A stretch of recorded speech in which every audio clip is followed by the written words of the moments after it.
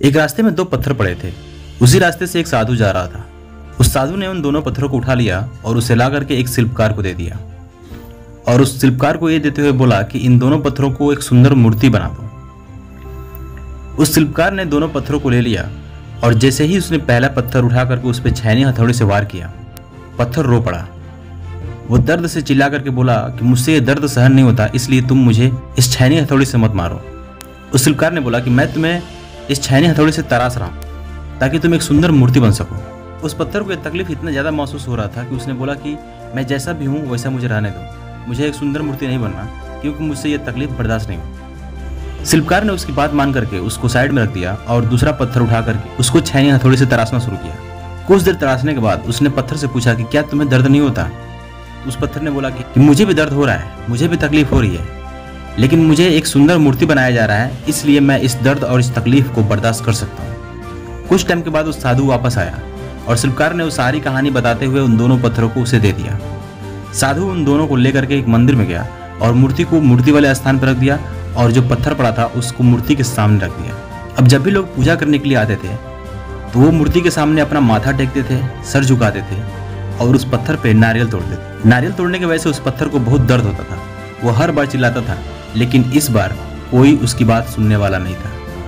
अब उस टाइम उस पत्थर को यह एहसास हुआ कि काश मैंने उस टाइम ये तकलीफ सह लिया होता तो आज मेरी भी पूजा की जाती, न कि मेरे ऊपर नारियल फोड़ा जाता। इस कहानी से हमें क्या पता चलता है कि हमें बेहतर बनने के लिए, अपनी ज़िंदगी में आगे बढ़ने के लिए और बहुत ऊंची उड़ान उड़ने के लिए अगर तकलीफ होती है तो उस तकलीफ को उठा लेना चाहिए। इसलिए अगर तुमको अपनी ज़िंदगी में कुछ बड़ा करना है और उस काम को करने में तुमको तकलीफ होती है तो उस तकलीफ को उठा लो, क्योंकि अगर आज तुम उस तकलीफ से डर के भागे तो आने वाले समय में तुम ऐसी ऐसी तकलीफें उठाओगे जिसके बारे में तुम सोच नहीं सकते, और तब तुम्हारे पास टाइम भी नहीं रहेगा कि तुम दोबारा अपने आप को संभाल सको, दोबारा अपने आप को तराश सको। एक बड़े एग्जाम को पास करने के लिए रात दिन मेहनत करना पड़ता है, उसके लिए ढेर सारी तैयारी करनी पड़ती है जिसमें तकलीफ होती है। अगर तुमको ये तकलीफ होती है ना तो तुम इस तकलीफ को उठा लो, क्योंकि इस एग्जाम को पास करने के बाद तुम वो बनोगे जो तुम हमेशा से बनना चाहते थे।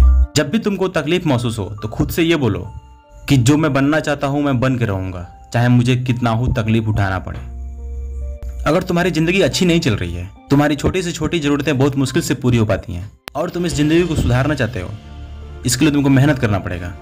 और तुमको उस मेहनत करने में अगर तकलीफ होती है तो खुद से ये बोलो कि मुझे इस जिंदगी को संवारना है, मुझे इस जिंदगी को सुधारना है, और इस जिंदगी को संवारने में मुझे अगर तकलीफ होती है तो मैं इस तकलीफ को उठाने के लिए तैयार हूँ।